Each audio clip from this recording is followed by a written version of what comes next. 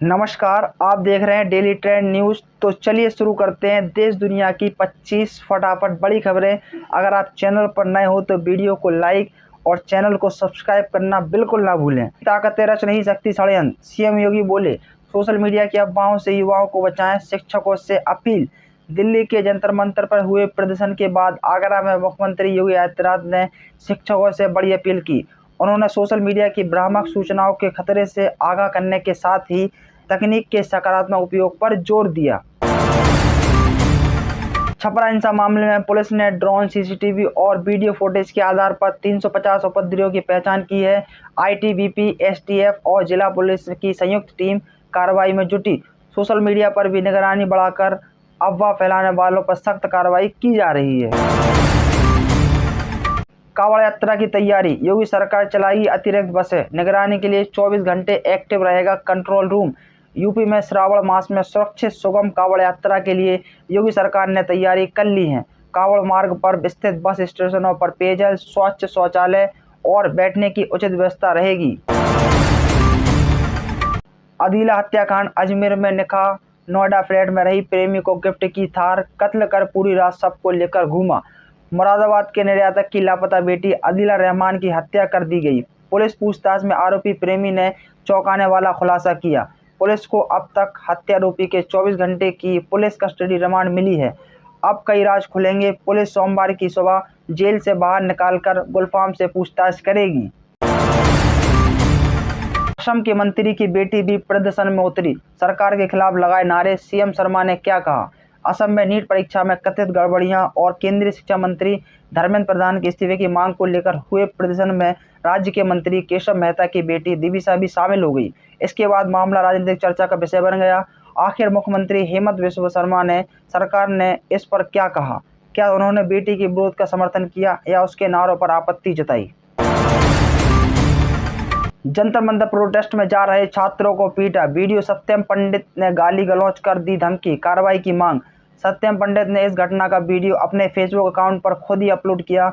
उसने वीडियो के साथ लिखा कि जंतर मंतर जाकर कुछ कॉकरोचों का इलाज किया जाना चाहिए, जो कहते हैं करके दिखाते हैं।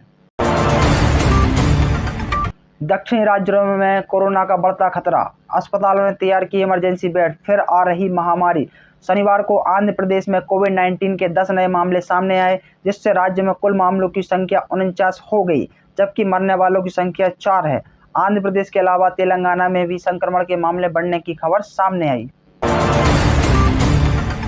यूक्रेन के ओडेसा बंदरगाह पर 4 भारतीय वाले जहाजों पर हमला, 2 भारतीय सुरक्षित, 2 की जानकारी लापता। यूक्रेन के ओडेसा बंदरगाह पर मालवाहक जहाज पर हुए हमले के समय 4 भारतीय नागरिक सवार थे। भारतीय दूतावास के अनुसार 2 भारतीय सुरक्षित हैं, जबकि 2 अन्य के बारे में जानकारी का इंतजार है। राहत एवं बचाव अभियान जारी है और दूतावास स्थानीय अधिकारियों के संपर्क में है। बिहार विधानमंडल सत्र खत्म होते ही लौटे तेजस्वी यादव, तेज प्रताप यादव को लेकर किया बड़ा ऐलान। बिहार विधानसभा के मानसून सत्र के खत्म होने के दूसरे दिन विपक्ष के नेता तेजस्वी यादव विदेश से लौटकर पटना पहुंचे। कल गिरफ्तार तेज प्रताप यादव को लेकर उन्होंने बड़ा ऐलान भी कर दिया। प्रहलाद जोशी ने शिक्षा मंत्री का कार्यभार संभाला, धर्मेंद्र प्रधान के इस्तीफे के बाद मिला जिम्मा।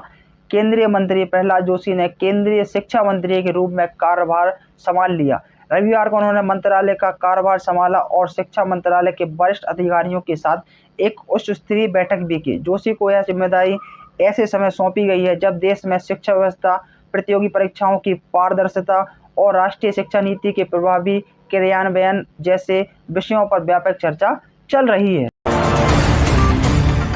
धर्मेंद्र प्रधान ने पहले दिन ही इस्तीफा की पेशकश की थी, फिर क्या हुआ? कैलाश विजयवर्गीय ने बताई पूरी कहानी। केंद्रीय शिक्षा मंत्री पद से धर्मेंद्र प्रधान के इस्तीफे के बाद मध्य प्रदेश के मंत्री कैलाश विजयवर्गीय ने बड़ा दावा किया।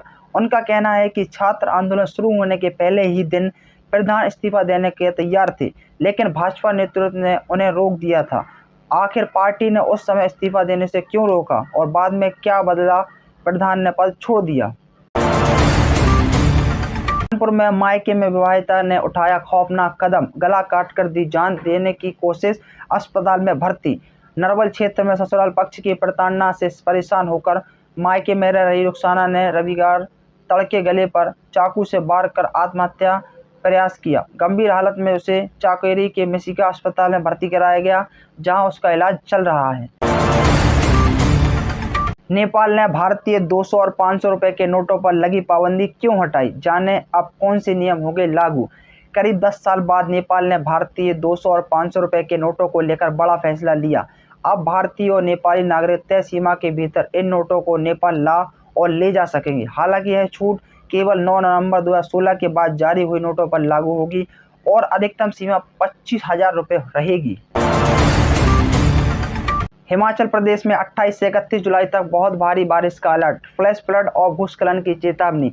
आईएमडी ने शिमला के ताज़ा मौसम बुलेटिन के अनुसार हिमाचल प्रदेश में 27 जुलाई से मानसून फिर सक्रिय होगा। 28 से 31 जुलाई के बीच कई जिलों में भारी से बहुत भारी बारिश की संभावना है। मौसम विभाग ने फ्लैश फ्लड, भूस्खलन और जलभराव का खतरा जताते हुए लोगों को नदी नालों से दूर रहने और मौसम अपडेट पर नजर रखने की सलाह दी है। अब नीतीश कुमार की दीदियों पर क्यों भड़के प्रशांत किशोर, बोले धरने पर बैठूंगा अगर बांकीपुर उपचुनाव प्रचार अब अंतिम चरण में पहुंच चुका है। प्रत्याशी चुनाव में जीत की पूरी तैयारी झोंके हुए हैं। इसी क्रम में प्रशांत किशोर ने भाजपा पर एक बड़ा आरोप लगाया। कब्रिस्तान की बाउंड्री वॉल नहीं, अब मंदिरों के सुंदरीकरण में खर्च हो रहा पैसा, सीएम योगी का विपक्ष पर हमला। मुख्यमंत्री योगी आदित्यनाथ ने रविवार को मैनपुरी पहुंचे। उन्होंने जिले को 682 करोड़ की परियोजनाओं की सौगात देने के साथ जनसभा को भी संबोधित किया। उद्घाटन के 12वें दिन धंसी कानपुर लखनऊ एक्सप्रेसवे की सड़क, सपा नेता का वीडियो वायरल होने पर मचा हड़कंप। कानपुर लखनऊ एक्सप्रेसवे के उद्घाटन के महज 12 दिन बाद ही कुरारी के पास सड़क धंसने का मामला सामने आया। सड़क धंसने का वीडियो सोशल मीडिया पर वायरल होने के बाद एक्सप्रेसवे के निर्माण की गुणवत्ता पर सवाल उठे। सूचना मिलते ही निर्माण एजेंसी पीएनसी ने मौके पर मरम्मत कार्य शुरू कर दिया। छात्रों को मारने का आदेश किसने दिया, राहुल गांधी ने अमित शाह को लिखी चिट्ठी में उठाए बड़े सवाल।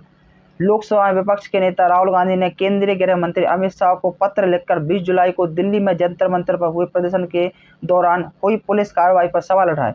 उन्होंने पूछा कि छात्रों के खिलाफ पेलेट गन और बल प्रयोग की मंजूरी किसने दी, आखिर इस कार्रवाई का आदेश किसने दिया, क्या सरकार इन सवालों का जवाब देगी और क्या जिम्मेदारी लेगी। हाथ मिला लो, बाद में रोना नहीं, अखिलेश को ओवैसी का ऑफर, बीजेपी का तंच भाईजान।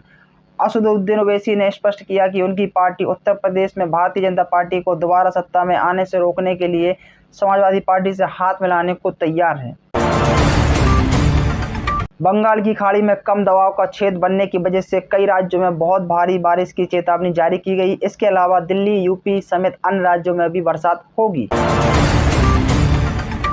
ओवैसी ने जंतर मंतर पर आंदोलन कर रहे छात्रों का जिक्र करते हुए ओवैसी ने कहा, छात्रों ने ऐसा मंत्र पढ़ा कि मोदी को इसके बाद 2029 में देश का प्रधानमंत्री कौन होना चाहिए, इस पर भी बयान दिया। रामपुर विकास प्राधिकरण की ओर से 15 जुलाई को मोहम्मद अली जौहर विश्वविद्यालय की 40 में से 38 इमारतों को गिराने का आदेश दिया गया। अथॉरिटी ने योजना की मंजूरी के बिना निर्माण किए जाने का हवाला दिया था।